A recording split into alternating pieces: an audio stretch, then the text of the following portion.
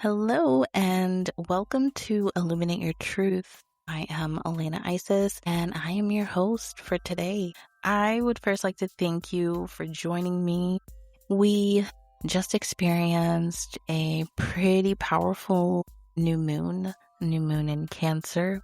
And with this energy, I really feel like it was calling us to, or is calling us to, because that energy is still here and active on the planet. We're at day 2. This energy is so emotional, really calling us to go within, really calling us to remember, really calling us to feel. And when manifesting things that are going to build us up emotionally, not only spiritually, physically, but emotionally. Manifesting things, people, places, things that are really going to help us rise into our highest self, which is totally possible. And a lot of our missions here on the planet, like a lot of us have that mission to rise, to always continue to rise. And so there's beauty in that, diving into the inner world. There's a lot of fear too, because whenever you go within, you face your demons, you face things that you probably don't really want to face. You're going to run into them there. Whenever I started really heavily doing inner work, that was a time in my life when I was just like really wanting to love myself, really wanting to understand myself. And every day I learned how to meditate. I meditated every single day for an entire year. I did heavy work. I mean, I was waking up at like 4 a.m. doing spiritual rituals for hours.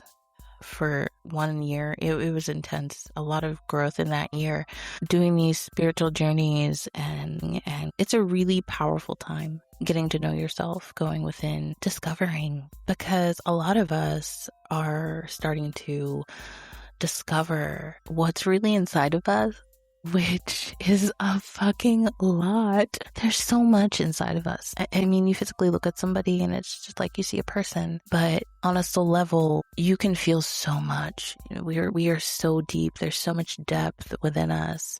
And a lot of times when we go and we look and we dig, it can be really jarring. It can be really shocking. You know, a lot of us don't know what to do with the shadow. A lot of us don't know what to do with the dark. I find the dark. What do I do? I love alchemy. I love alchemizing energy. You have to see it. Yeah, a lot of times you don't want to look, but I've learned through my work that seeing the dark is very important. Seeing the shadows is very important. And it gets you ahead of the game because you're aware and you can see it, you can notice it, you can feel it, and you can tell when it's around. You're not going to be like taken by surprise whenever it shows up. Involves like tackling your fear around it. But knowing that you have to see it, you have to look, and by looking, you can then impart your love. You can then send your love to that and transmute it that way. You can call in your spirit guides to help transmute it. Whatever you need to do to just allow that energy to shift. A big part of inner work is facing the shadow, facing the darkness. You can also transmute energy via sex. I talked about this in my last podcast episode, talking about my sex priestess work, but you can also transmute negative energy through sex. Alchemy. When I thought of alchemy, I thought of just mixing chemicals and potions and things like that, but it's so much of it is energy. So much of it is transmuting negative energy, darker energy. If you're a starseed, if you are a priestess, a priest, you know, you may really vibe with that. You may alchemize all the time and not even realize that that is what you're doing. Apparently, that's what I was doing for years, but I didn't have a name for it. Now I know. I struggle naming things. I struggle putting words to things because my world doesn't really require words. A lot of it is so subtle, so unseen that you just pick up on it. So it's quite a change working in the inner world. You really have to quiet your mind which is why meditation is so important. Getting quiet, allowing space to receive messages from spirit, from God, from ancestors. Receiving is such a huge part. You have to be open, which means heart healing. Heart healing must occur. I mean, you have to start opening your heart. I really like using tuning forks. I really like sending in healing energy into my heart chakra. I really like visualizing a green rose just blossoming right in the middle of my heart. Those easy 3 ways that you can open your heart.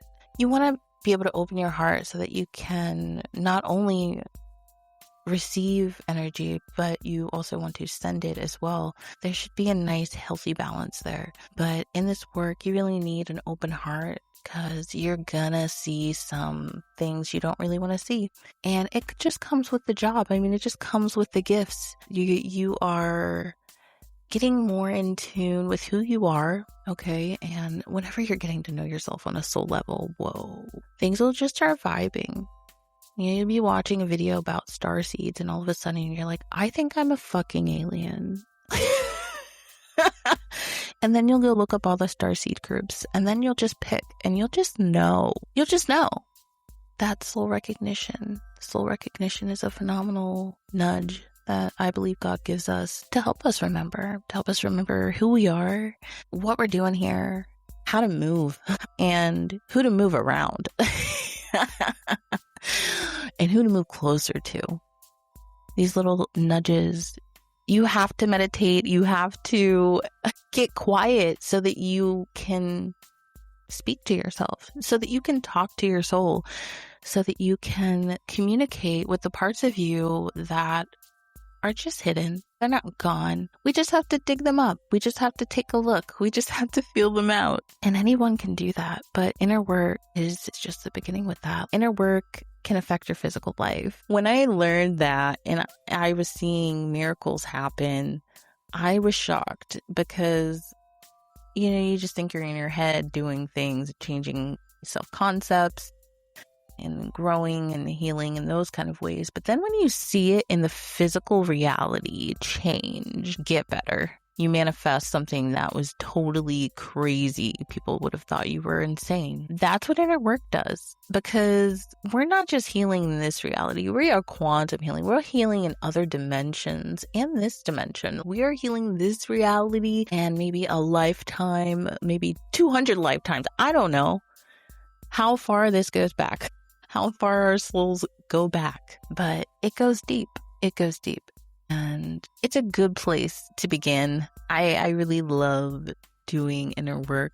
It has changed my life. It's brought me closer to God and closer to myself. Whenever you know who you are, it changes things. Whenever you know what you're here to do, it changes things. And granted, a lot of times you find out your mission, you do your mission, and then you have another mission. But I know that I've had missions that I know were soul missions that are completed now, like soul contract done. And now I feel like I'm coming into something new. A new mission is unveiling itself, and it's a beautiful, beautiful mission. And I'm just honored to be able to see it and work towards manifesting it in, the way of just sending my energy there, envisioning, trusting, sending love, opening my heart. That's how you can receive those manifestations. I feel like we have so many missions. I feel like once we're done with the one, the contract ends and then another one just kind of comes online. It's a really beautiful thing. Keeps us busy, keeps us just on our game. When you're on your path and you are really in tune, you're really in tune with the subtleties of, and when you're really in tune with energy, you're actually physically able to feel these shifts. I just had a soul contract end with one of my best friends. He passed away. We were extremely close. I mean, we dated in the beginning, but then we ended up being friends in the end. I married someone else. We had a business together, ran it for 10 years together, created an amazing community of people. We had a metaphysical store. We taught classes, workshops. It was beautiful what we created. Drumming, lots of drumming, drum circles. But my dear friend passed away in April. And I kid you not, I felt when that contract ended and when it dissolved. And shortly after, another contract opened up with someone else, and it's just kind of been unveiling itself. And I've just been opening my heart to receive and to understand. And this is what happens when you are tuned in. This is what happens when you allow yourself the grace to explore yourself, to explore the real you. We're talking about the you deep part of yourself, that soul self. When you get to that juicy part of you, a lot opens up for you then. And you're really able to move with this leadership, with this courage, with this fearlessness, because you know your mission, you know why you're here, you know what you're here to do, and you trust. And not only trust, but you also know. You know, and sacred knowing is such a phenomenal gift. I honestly feel like sacred knowing is prophetic, because in that knowing and just sitting in that vibration of knowing that something is going to happen or knowing that something is true, sitting in that vibration and ruminating in it and just feeding it love, that can help it manifest in the physical reality. I really feel like visionaries or people who really have an easy time seeing something, creating it in their minds and making it happen. It's like that, but more in like an energetic sense, more of like feeding it love, opening, receiving, praying, trusting, receiving guidance, and just believing that it's going to happen. Belief is so important. Belief is everything. But again, inner work it's like the cherry on top, man. It's just the good stuff. Highly suggest doing it if you are trying to dig deep, if you want to learn more about you, what you want to heal within yourself, what you want to let go of, what you want to add. Going within can help you answer those questions. And you know, you have to be fearless too, because I feel like I speak with a lot of my clients, and I have a lot of them who are scared to experiment with spirituality. I just say you have to be brave. If you have positive intentions and you really aren't trying to hurt anybody or yourself, experiment. It's not going to hurt to do a meditation. I always say use your discernment, because there are some spiritual teachers that will lead you astray. There are some spiritual teachers who really don't have your best interest at heart, and you should probably just stay away from. But that's where discernment comes in, and that trusting yourself, you know, trusting how you feel about someone, and then making your decision there. Every now and then you're probably going to work with somebody that you're going to regret working with.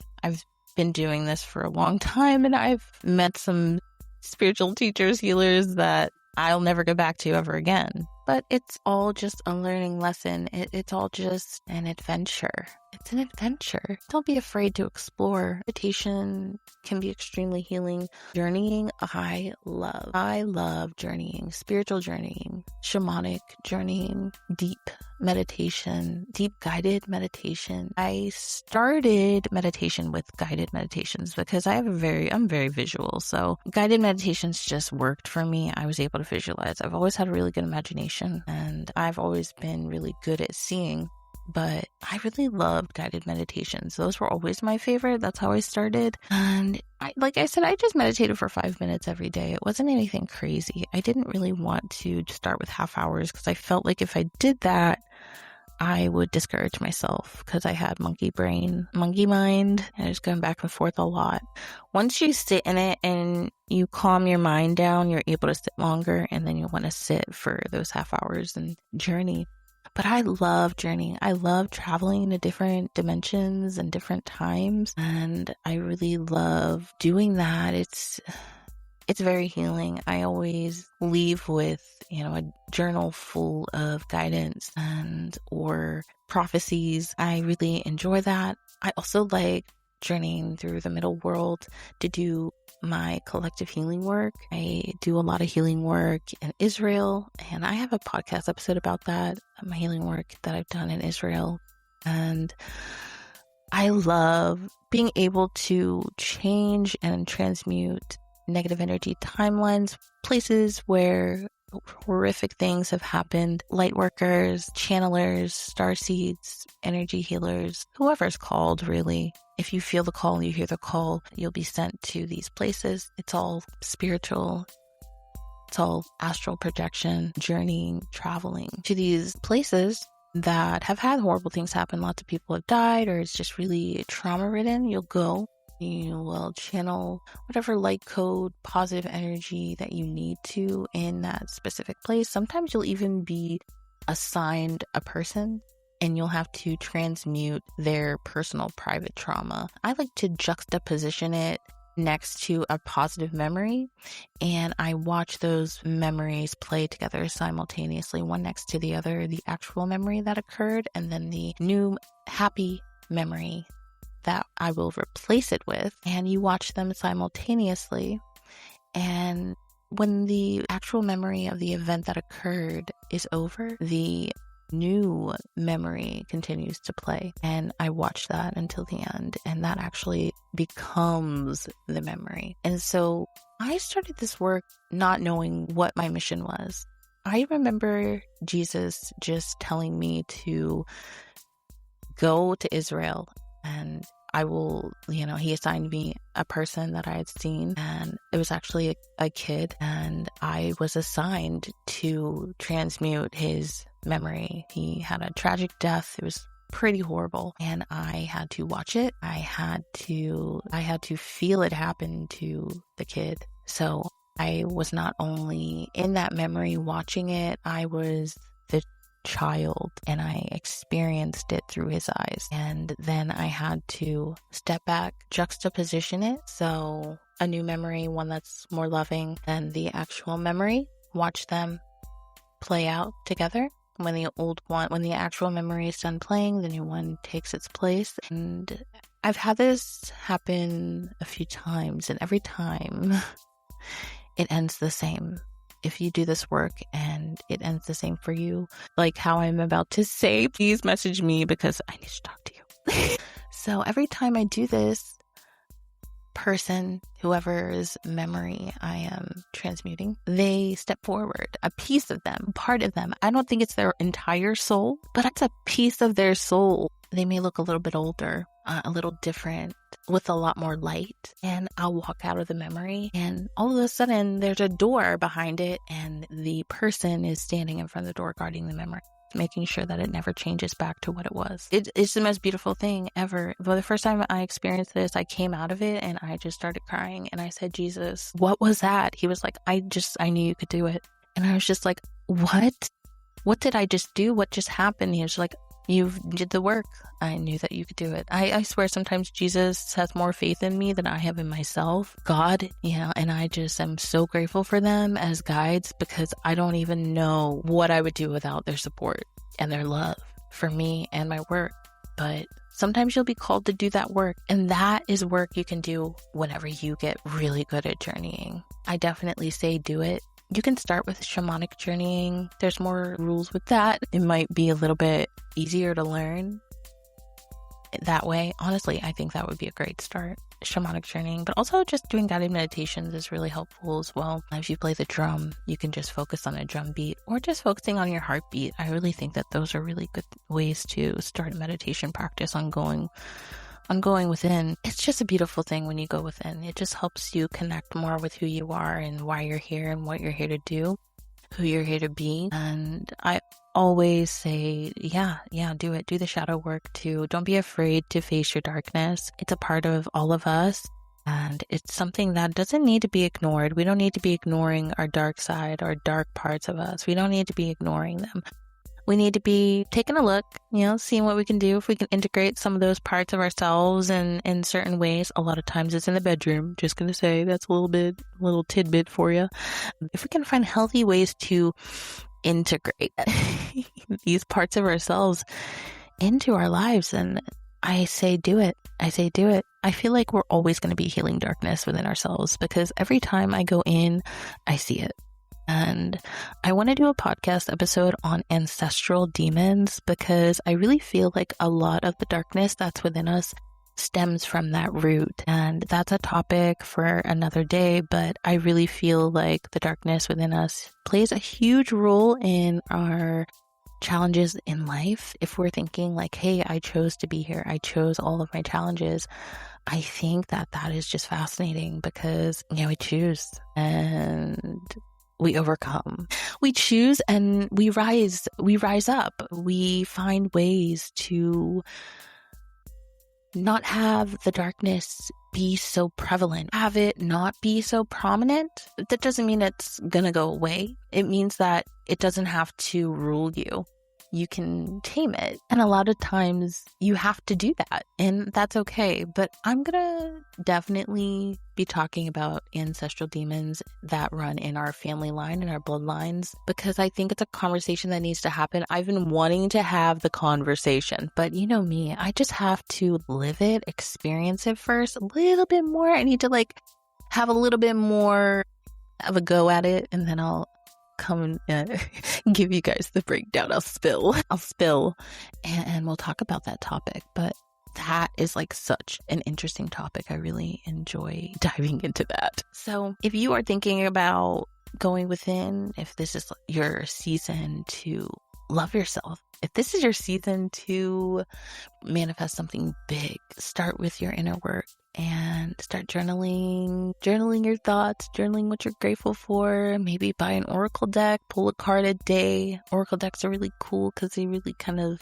put you in a mood, and it's a little quick guidance that could be very helpful. But opening up to inner work, opening your heart to it, I think is something that can really expand your spiritual journey and really guide you to ascension, because there's just so much we need to unpack within ourselves as humans here on Earth that it's time to look. It's time to look. It's time to remember, guys. We gotta snap out of it, okay? There's bigger things happening. There's things that are happening that are bigger than us. There's things that are happening that are destined to occur. There's things that are happening that we've agreed to lifetimes ago, over and over and over and over and over. And when you remember that, you step into your power. And when you step into your power, you start to become the highest of yourself, the higher you, the badass you, the you that you came here to be. Yeah, the you came here to be. The one who you were like, this is who I'm going to be. This is what I'm going to do. This is what's going to happen. This is who's going to be with. When you can be aware of the plan and see it again and just take a look and be like, okay, I said I was going to do this. Okay, I got it. I'm good. That's what it's like going to the Akashic realm. Just getting any information that you could possibly want. Those are the gifts you open yourself up to when you do the work. Those are the gifts. And they're pretty amazing. Just saying. Oh my. Well, thank you all for sticking with me here. I wanted to chat a little bit, but thanks for tuning in. I hope this was helpful. And yeah, so if you don't follow me on social media, on Instagram, Illuminate Your Truth podcast. So go on over there and follow me. Thank you so much for joining me today. It was a pleasure. Bye for now.